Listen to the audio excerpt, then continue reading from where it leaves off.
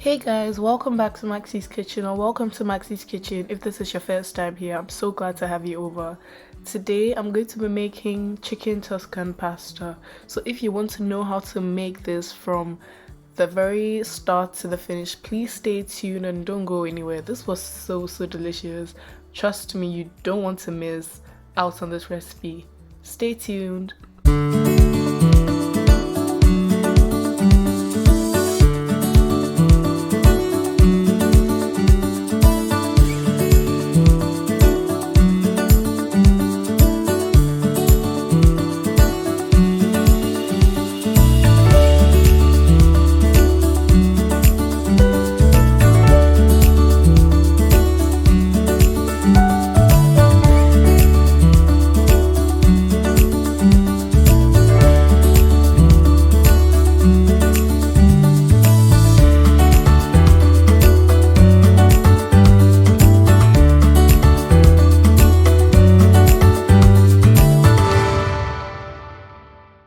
So to start with, here's a list of all the ingredients you need for this recipe.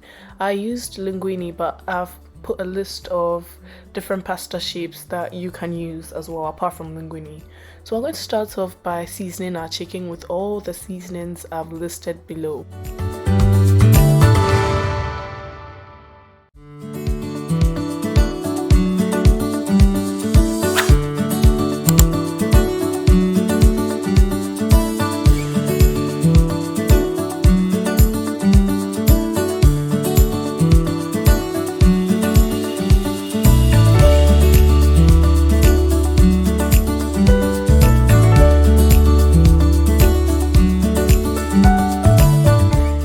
Now that we're done spicing the chicken, you want to set that aside and cook your pasta.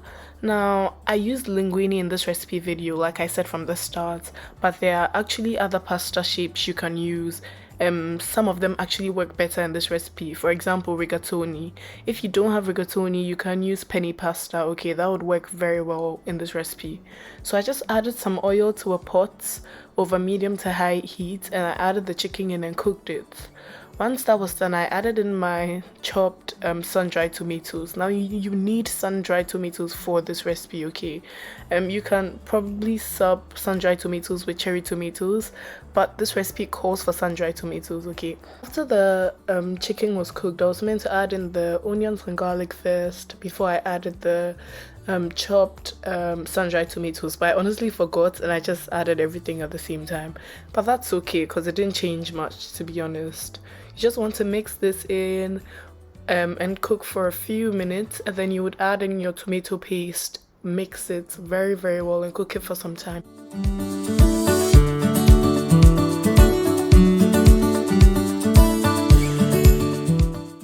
Once you've mixed your tomato paste in, you want to add a bit of white wine, dry white wine, just to deglaze the pots. Now, I only do this because I always like to get all the flavors from the bottom of the pan, because you guys could tell that some of the flavors got stuck to the bottom, and I just like to get all the flavors in. So it's optional. If you have white wine, please feel free to deglaze.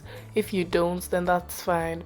So I added my fresh spinach in. This is also very important for this recipe, okay? You need to use spinach. So I just added that in, and I'm just going to mix that in and let that cook for a while. And then add in my cream and mix everything together.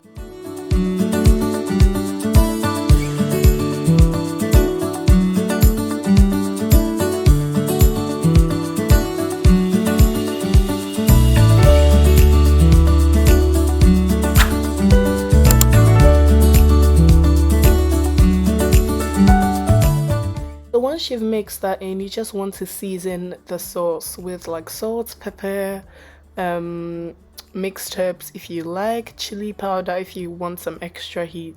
So just season to taste, okay? And let it simmer on like medium to low heat. You don't want the sauce to like bubble vigorously.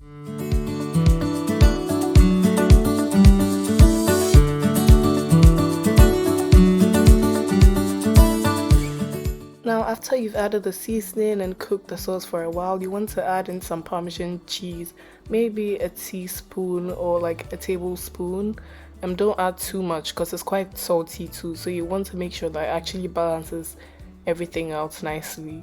So once you mix that in, you want to add in your cooked pasta. Now guys, please do not throw all of the pasta water away, okay? And I'm going to be honest, the pasta to sauce ratio in this particular recipe wasn't what I wanted to get, okay? I actually added a lot of pasta because after I started making the sauce, some other people told me that they wanted to eat some as well. But I still got that saucy texture, but it would have been way more saucier if I didn't use this much pasta, okay? So once you add that in, add some of the pasta water to the dish if it's too thick, if you want to thin the sauce out, okay? And yeah, that's basically it. You're just going to mix everything together, serve it, and then top it off with some extra Parmesan cheese. Now guys, you can actually try this recipe with shrimps or prawns as well. But once you're done frying the shrimps like I fry the chicken at the start, you want to take them out and do everything else and add them back right before you adding the cooked pasta. Okay, just so that your shrimp or prawns don't overcook. Now this thing was so delicious. I can't wait to try it out with rigatoni because it's going to pack all the sauce into the holes, or even with penny. I hope you guys try it out as well, and I'll catch you in my next recipe video. Please don't forget to subscribe to the channel and tell your friends to subscribe as well. Bye!